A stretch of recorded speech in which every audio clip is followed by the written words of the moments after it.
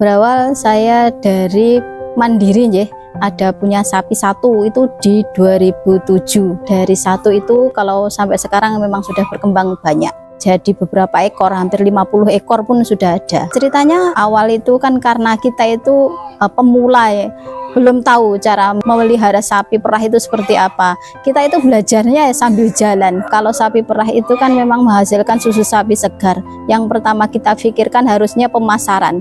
Kalau pemasaran nggak ada, buangnya itu ya gimana, susah juga. Makanya harus cari memang loper lah istilahnya, memang penerima susu gitu. Kita harus cari itu. Kalau kita sudah cari dan ketemu, itu akan memang mudah kita dalam penjualan.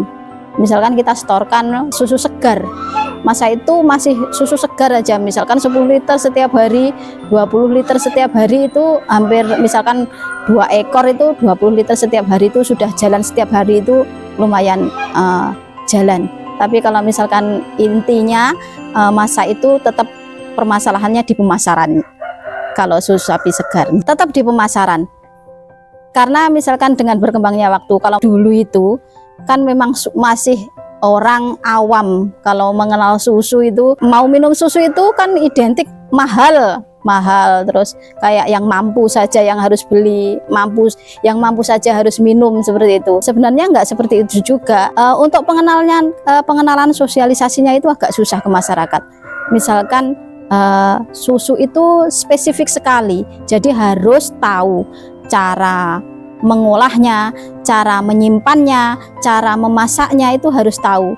Kalau tidak tahu, seperti yang saya alami, misalkan susu itu dimasukkan di dalam chiller kulkas yang bawah itu disimpan, itu nanti besok dimasak itu sudah basi. Kalau sudah basi, nanti saya dikiranya ya menjual susu basi itu tadi. Oh, sedangkan mereka itu nggak tahu sebenarnya susu itu jangan disimpan di chiller, tapi di freezernya yang beku. Dia butuh beku di suhu 2-4 derajat. Nah, itu aman, 1 bulan pun enggak apa-apa. Tapi kalau ditaruh di chiller, ya udah, nanti besok 1 hari 2 hari sudah basi, nggak bisa dikonsumsi lagi. Kalau misalkan komplain itu dari teknis saja deh, kalau misalkan ini kok susunya jadi encer gini, kenapa? Susunya kok jadi putih seperti ini, apa? Biasanya enggak, tapi kok ini encer, itu kenapa? Itu saya akan cari, saya evaluasi. Kalau misalkan ada customer yang bilang seperti itu, saya enggak tersinggung. Terima kasih atas sarannya. Ini saya akan cari tahu kenapa. Misalkan saya tanya ke bapaknya yang mengurus kandang di sini, kenapa ini tadi untuk susu hari ini, kenapa encer? Dan beliau bisa jawab, oh ya, saya harus dijelaskan juga. Ke customer juga harus saya jelaskan juga. Ini pengaruh, kalau misalkan ini musim ini terlalu panas sekali. Kalau panas sekali, ini sapi banyak minum, dia panas dan haus, banyak minum, itu bisa menghasilkan susu yang encer juga. Itu pengaruh. Terus misalkan kayak seperti ampas tahu yang kita gunakan untuk makanan tambahannya, kan ada ampas tahu. Kalau ampas tahu ini mulai basi, itu pun juga masih dikasih makan, gitu juga nanti pengaruh di susunya.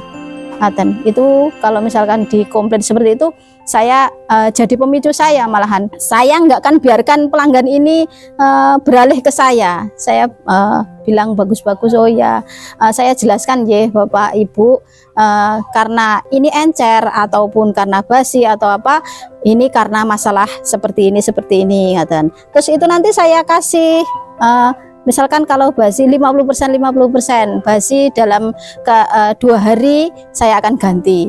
Berarti ya garansi. Misalkan 10 liter ya saya akan ganti 5 liter gitu.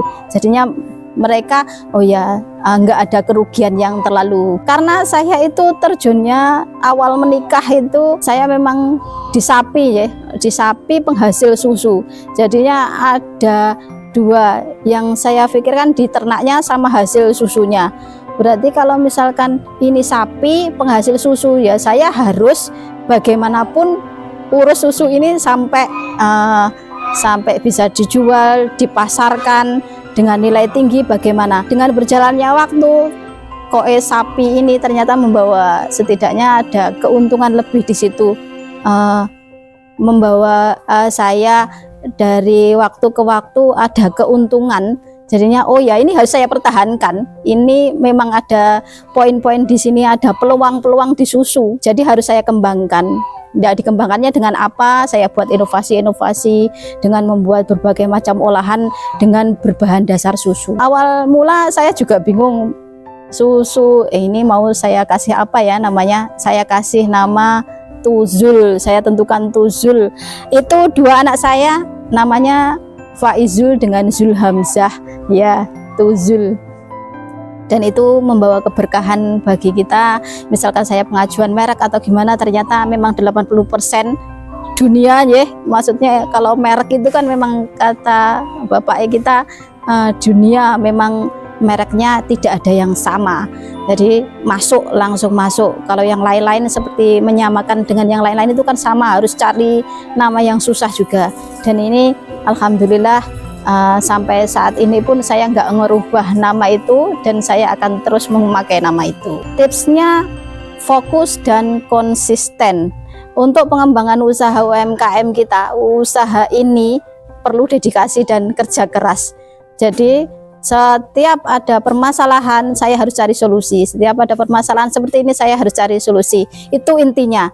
Jadinya jangan patah semangat. Kalau misalkan di saat down, saya usaha itu enggak semulus yang dibayangkan. Jadinya saya sudah beberapa rintangan itu saya lakukan. Misalkan oh ya di saat pasar sepi, permintaan sedikit, sedangkan susu itu terus melimpah. Saya harus buang kemana, itu saya harus pikirkan. Misalkan bulan ini kayak seperti bulan Ramadan itu kan saingannya sama kolak, sama dawet dan lain sebagainya. Itu saya susu ini harus tampil gimana caranya, itu juga saya harus pikirkan. Jadi memang intinya ulet giat ada, pokoknya semua apa yang dibutuhkan, permasalahan orang, oh ya di saat orang sakit saya penuhi kebutuhannya saja lah. Memang di susu itu kan pemenuhan nutrisinya semua ada buat tubuh kita ya, jadi saya lebih ke promonya seperti itu. Dan ini bukan juga untuk semua kalangan, dari bayi, dari anak dewasa, orang tua juga harus minum susu. Memang dianjurkan setiap hari kita itu harus minum susu pagi dan sore untuk pemenuhan semua nutrisi dalam tubuh kita itu tercukupi. Pengalaman lucu, kalau misalkan ini kan ada di sini ada edukasi anak-anak. Edukasi anak-anak itu dari PAUD, dari TK, SD, SMP. Nah itu saya harus menyesuaikan. Misalkan kalau dari anak-anak PAUD saya juga harus berperilaku seperti mereka, anak-anak kecil. Oh iya, ini apa namanya? Ini warnanya apa? Anak sapi itu namanya apa? Saya harus melakukan. Saya harus sesuaikan. Semuanya harus saya sesuaikan. Terus kadang ada juga pelanggan yang lucunya, kalau misalkan di sini ada sapi jantan, sapi jantan itu ya mereka tanya, itu agak aneh juga. Ini misalkan sapi ini jantan ini bisa diperah Bu, gitu, bisa diperah. Sedangkan saya harus praktekkan juga. Ini sapi ini kan jantan, perawakannya seperti ini nggak ada ambing susunya, jadinya nggak bisa diperah. Yang bisa diperah memang untuk sapi betina saja, ngaten. Terus kalau misalkan entah itu lucu apa nggak lucu, kalau saya jual yogurt untuk yang di sekitaran sini, ya kata mereka ini susu basi. Susu basi kok dijual gitu, padahal karena ketidaktahuannya. Oh ya, kalau yogurt itu identik sama rasa yang nano-nano, asam, asin, manis dan lain sebagainya. Itu juga harus dijelaskan. Oh ya, saya lebih ke misalkan ke Madiun Kota gitu. Untuk yang lebih pemikirannya modern ya, kalau di desa-desa seperti oh ya kalau kita ngomong bicara yogurt gitu sudah tahu paham. Oh ya yogurt kalau misalkan di ada satu merek toko berarti oh ya yogurt itu seperti Yakult, seperti Cimori dan lain sebagainya. Perizinan itu memang agak sulit. Kalau susu itu memang harus BPOM. Ada kalanya suatu saat disidak misalnya. Disidak itu orang datang ke sini. Nah ini ada satu yang sudah BPOM, oke lah untuk barang yang sudah BPOM. Tapi untuk barang yang lain yang belum BPOM itu ada di situ dan itu nggak boleh. Kalau nggak boleh, saya sudah produksi dalam jumlah yang banyak dan itu disegel. Nah itu itu luar biasa. Memang saya merintis dari yang kecil sampai atas gitu untuk perizinan ini, sedangkan saya jalan loh. Ini maksudnya susu saya itu jalan, susu misalkan yang saya buat susu pasteurisasi ini jalan, tapi dikala itu misalkan disegel dalam jangka waktu yang lama, ini nggak akan dibuka selama jenengan belum buat MD yang baru. Nah, saya harus penuhi itu. Dan dalam target 1 tahun saya harus buat, dan 1 tahun buat itu tadi. Saya banyak sekali misalkan terlalu baper juga, jahat banget ya ini, maksudnya ini oknum jahat banget gitu. Tapi saya ternyata ada hikmahnya. Saya belajar, jadinya tahu, oh ya stepnya harus segini, begini. Itu membuat saya lebih kuat lagi, mental saya lebih kuat lagi. Setelah saya dapat MD itu keluar, itu membuat kebanggaan karena rasa perjuangan saya tadi. Ini loh Pak, saya tunjukkan saya sudah buat, ini keluar MD-nya, dibuka segelnya dan dikeluarkan untuk yang MD, oke, bisa dijual, dan yang tidak MD ini dimusnahkan, misalkan seperti itu, dimusnahkan. Tapi oke lah, semua terbayar sudah. Saya juga nggak mungkin seperti itu juga tanpa Bapak memang kita ada partner yang memang solid, yang klop ya. Dari segi apapun kita memang klop. Bapaknya itu memang mengurus kandang, dan apa yang saya sampaikan untuk di pengolahan, misalkan kita ada komunikasi, misalkan beliaunya yang mengurusi sapi ini, terus saya bilang kenapa hari ini susunya turun, nah, beliaunya bisa ngasih alasan kenapa ini tadi harusnya 10 liter, kenapa cuma dapat 5 liter. Nah, itu beliau sampaikan. Oh, ini kenapa susunya biasanya bagus, hari ini kok encer, beliau sampaikan. Terus ini misalkan perubahan harga konsentrat makanan makanan tambahannya itu ada protein. Coba ayo kita nyoba misalkan yang protein 16. Nanti kita dicoba, oh hasilnya seperti ini. Peran beliau itu memberikan informasi yang mungkin juga berarti kayak gini, kita pernah pakai konsentrat protein tinggi 20, ternyata customer saya komplain kenapa ini susunya cepat basi. Ternyata nggak menjamin juga dengan protein yang tinggi akan menghasilkan susu yang lebih kental, tapi di ketahanannya nggak tahan lama. Saya pakai itu hampir 2 bulan 3 bulan, dan itu customer saya berulang seperti itu. Oh ya, berarti kita harus ambil keputusan, kita kembali ke protein yang bawahnya 18. Nah seperti itu. Kalau misalkan 18, oke, kita jalan dan aman. Alhamdulillah ya, UMKM ini kita dari berbagai macam pelaku usaha, macam-macam lah, kita saling membutuhkan juga. Kadang-kadang ada teknik pemasaran saya juga seperti ini. Susu ini nggak bisa kalau misalkan saya titipkan, karena perlakuannya memang harus khusus, harus ada tempat, jenengan harus punya freezer, di situ harus menyediakan freezer. Terus kalau di chiller itu juga nggak bisa, itu cepat basi juga. Pengalaman saya titipkan seperti itu, berjejer dengan minum-minuman yang lain dan suhunya tidak sesuai, ya udah 1 minggu saya banyak kerugian juga. Kembali dalam keadaan rusak. Jadi memang harus ada perlakuan khususnya.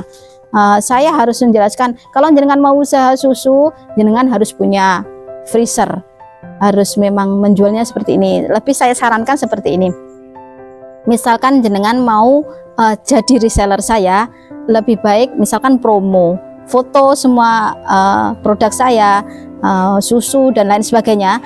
Itu kan kalau kita ini kan punya partner sendiri-sendiri ya, punya teman-teman sendiri, jenengan punya teman, saya punya teman. Nah kita dengan promo sekarang lewat WA gitu, semua kan tahu, oh jenengan jualan apa no. Nah saya sarankan seperti ini, ini siapa yang mau beli susu dalam 1 minggu ini, nanti hari Kamis saya orderkan, misalkan ini hari Minggu, jadinya hari Kamis siapa yang mau susu, nanti ada yang list, aku mau 2, aku mau 3, aku mau. Nah dalam 1 minggu itu bisa 10 liter, 15 liter bisa minta ke saya, Bu saya minta hari Kamis 15 liter. Nah 15 liter saya antar, beliaunya langsung plek ke semua yang tadi minta, udah nggak nyimpen nggak apa, tapi dapat untung. Seperti itu untuk susu sapi segar dan lain sebagainya.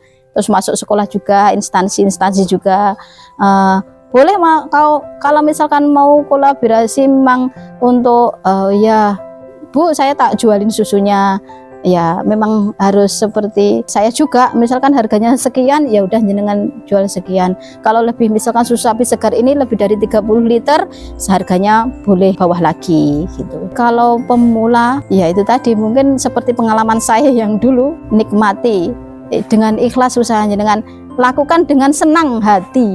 Pokoknya semua apa yang jadi jenengan passionnya di mana, cari aja passionnya. Oh ya, saya kok passion saya jualan di sini, misalkan kayak keripik, kok saya lebih ke jualnya enakan door to door.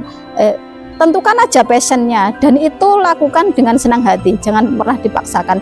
Kalau dengan senang hati mungkin hasilnya nanti juga mengikuti. Dan mimpi sih terbesar saya itu pengen nanti buka outlet sapi, tapi di balik mimpi saya itu memang ada sesuatu yang harus mengganjal juga. Mungkin di perizinan ya enggak bisa semua harus saya izinkan MD, itu harus satu persatu, enggak butuh waktu yang ringkas juga. Saya harus butuh, nggak mulu-mulu juga. Misalkan ada ahli, oh ya untuk pemasaran seperti ini, untuk ahli promosi seperti ini, untuk administrasi seperti ini. Memang semuanya kan harus pencatatan khusus ya, semua biar enak. Tapi karena memang sifat saya yang nggak bisa juga dipaksakan harus seperti itu, saya itu lebih ke berprinsip ini usaha saya. Jadi yang menentukan target itu saya. Kalau saya bekerja keras, targetnya hari ini misalkan saya harus habiskan hari ini 100 liter gitu, itu keuntungan bagi saya. Tapi kalau saya misalkan santai-santai saja, oh enggak lah hari ini aku nggak mau jual susu, santai saja, itu juga tergantung saya.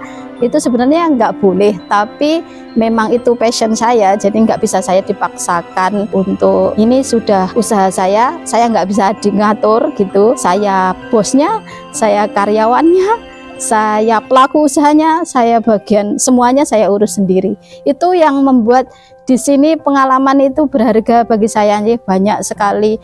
Kalau saya buat satu produk itu, saya harus memikirkan A sampai Z. Kalau misalkan ada bahan baku tapi nggak bisa buat, percuma. Kita buat semua ada, ketersediaan pakan, ketersediaan sapi, ketersediaan bahan, tapi nggak dijadiin apa-apa juga susah juga. Jadinya harus memikirkan A sampai Z. Misalkan dari kemasan, dari label, dari pemasaran, harus kita pikirkan ya. Yang paling penting kan pemasaran. Semua yang penting di sini saya itu jalan setiap hari. Jalan setiap hari, semua uang itu jadinya berputar. Ada untuk susu ini alhamdulillah, untuk penjualan, pemasaran selama ini alhamdulillah lancar-lancar saja. Kalaupun ada hal-hal kecil itu setidaknya kita bisa mengatasinya.